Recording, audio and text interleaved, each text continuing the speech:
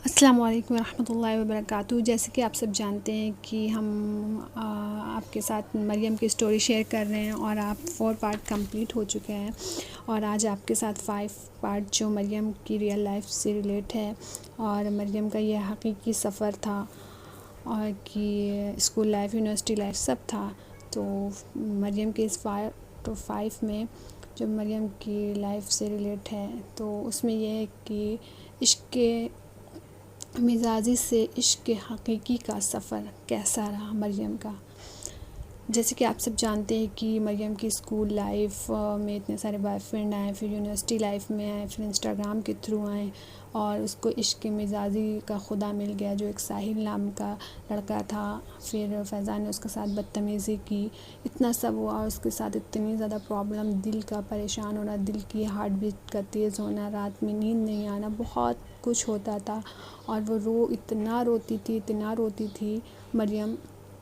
कि मरियम ने मुझे ख़ुद बताया कि नूर आपी, मुझे रात में नींद नहीं आती थी और मैं इतना रोती थी कि मुझे ख़ुद समझ में नहीं आता था कि मैं क्या करूं। लेकिन जब मैंने अल्लाह रब्बुल इज़्ज़त के नाम की और उसकी मोहब्बत में जब मैंने डायरी बनाई तो मुझे दिली सुकून आने लगा, मुझे दिली इत्मीनान आने लगा और मैंने तहज्जुद पढ़ना स्टार्ट किया और उस तहज्जुद और उस डायरी के ज़रिए मुझे अल्लाह ने इतना सुकून दिया और मैं अल्लाह से अल्लाह की मोहब्बत मांगती रही और वो जो इश्क़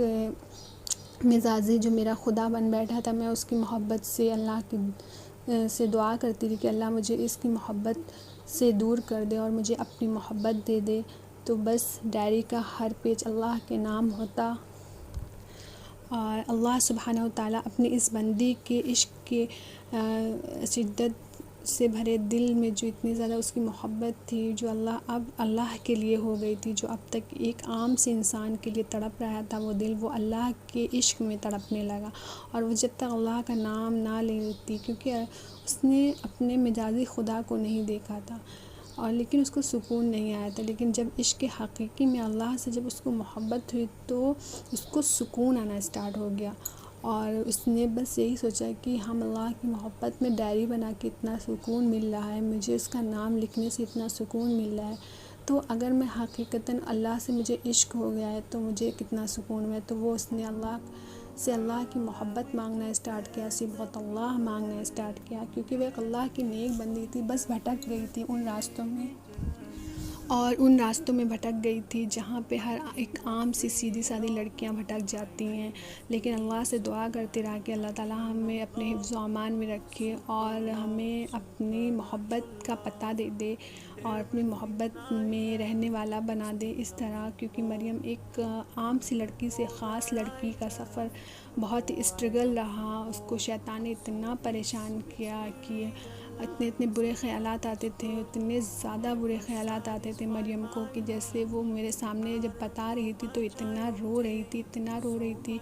कि मैं उसकी कैफ़ियत को अपने अंदर महसूस कर रही थी कि मरियम की क्या हालत अंदर से होगी कि इतना ज़्यादा परेशान। क्योंकि शैतान कैसे बुरे ख़यालात ला सकता है ये आप नहीं सोच सकते, क्योंकि शैतान का काम ही है आपको बहकाना और आपको गलत रास्ते पर ले जाना। लेकिन मरियम का जो इश्क़ था वो बहुत ही सच्चा था और अब वो इश्क़ अल्लाह के इश्क़ के हकीकी में बदल गया था और उसने बहुत सारे पोएट्री लिखना स्टार्ट कर दिया अल्लाह की मोहब्बत में और उसका दिमागी तवाज़ुन भी बिगड़ गया। लेकिन अल्लाह ने उसको थाम रखा था क्योंकि वो हर रात तहज्जुद में अल्लाह से दुआ करती कि अल्लाह ताला मुझे थामे रखना, मुझे किसी और के हवाले ना करना। तो बस उसका सफ़र यूँ ही चलता रहा और फिर मरियम की तबीयत काफ़ी अच्छी हो गई, उसका दिल सुकून पा गया और वो मुस्कुराने लगी। जो एक गमगीन सी लड़की,